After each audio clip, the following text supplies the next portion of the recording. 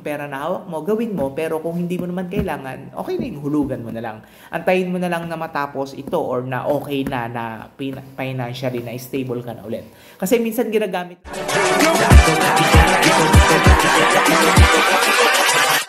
Hold up.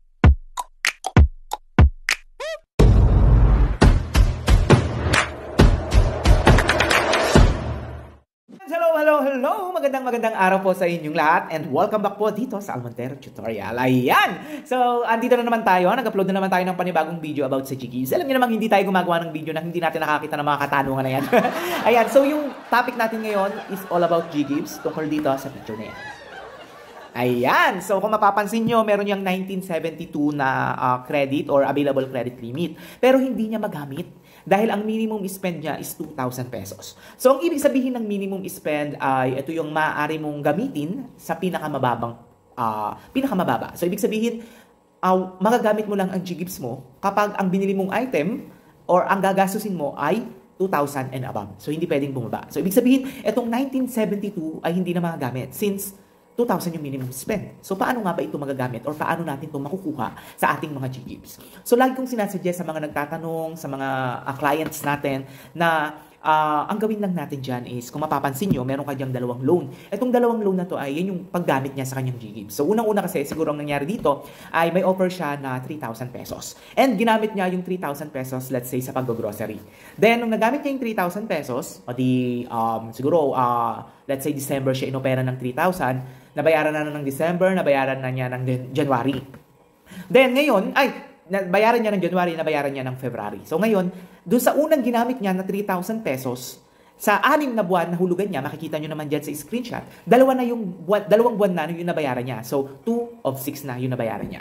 So para maging available ulit itong 1972 na nandyan sa taas, kailangan bayaran niya ng lahat yung utang niya, yung first loan na ginamit niya, which is yung 3,000 pesos.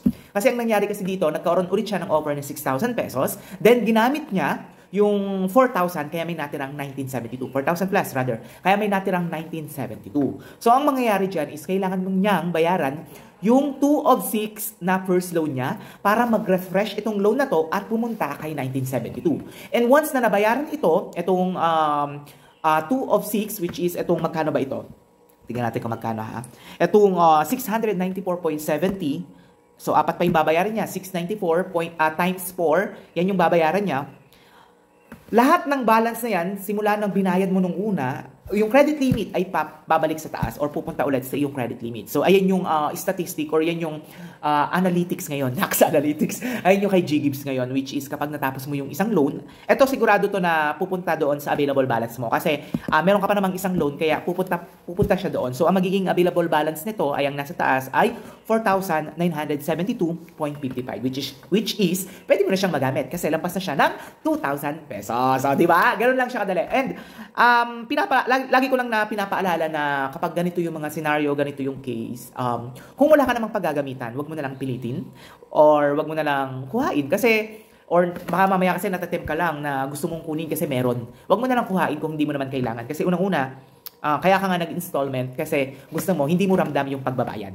Pangalawa, magbabayad ka agad dyan ng interest. Though meron tong mga payback. Once na nagbayad ka ng advance, may mga babalik sa yung mga interest, which is itong 4 na to. Yung 4 months na interest is babalik sa'yo at the first month na nagbayad ka, after na magbayad ka.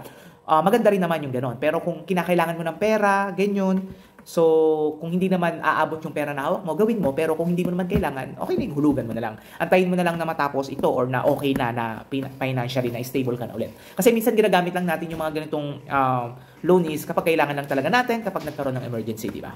Oh, yun lang yung topic natin ngayon. So, tinuruan ko lang kayo kung paano magamit yung ating minimum spend. Paano sir kung wala naman akong mabilis na babayaran or malaki pa yung babayaran ko para magamit ko yung natitira kong ganyan? Ayun nga yung sinasabi ko. It is the installment kung kaya mo ba or hindi. Kasi kung babayaran mo agad, mababawasan talaga yung pera mo. Tapos, ang gagawin mo, papatrade mo sa amin, dahil nga. Kaya naman, ibibili mo na sa grocery, pambili mo na ng yung yung ipangbabayad mo ng buo. Kung hindi mo kailangan na. So, i-estimate nyo rin kung kailangan pa ba or kung lalampas ba. Kunyari, baka naman mamaya binayaran nyo lahat tapos ang gagawin nyo, ipapatrain nyo, tapos ang mangyayari is mas maliit pa pala yung makukuha nyo kaysa sa binayaran nyo. Doon parang lugi na kayo. So, ganon. I-compute nyo din kung tama ba yung mangyayari, kung may makukuha pa ba, and kung magiging benefited ba to sa gagawin ninyo. Kasi kung hindi naman siya beneficial sa inyo or hindi naman siya magiging okay, huwag nyo na lang gawin. Antayin nyo na lang matapos yung installment and antayin nyo na lang na magka-offer kayo. Okay? So, ganon lang. And sa mga naghahanap ng ating mga G-Gibbs Convert, nandito ang Almontero Tutorial, kami po ay tumutulong. At the same time, hindi po ito free and may bayad po ito dahil hindi ko naman masyadong kailangan ng explain dahil yung iba naman is aware naman na even us is malaki din yung binabayaran or nagiging interest kung paano namin hinahanda yung mga bills namin. So, hindi na namin ipapaintindi and kung hindi po natin kaya, so just na lang, pag-isipang mabuti and kung kaya naman, why not, di ba? Hindi naman tayo namimilit and hindi naman sa pilitan, uy, kailangan niya, ganun, di ba? Ayan, so hanggang dito na lang po yung video na to and sana po ay may natutunan kayo kahit kukonti. Ayan, maraming salamat. Once again, naman tayo dito sa Almontero Tutorial. Hanggang dito na lang. Bye.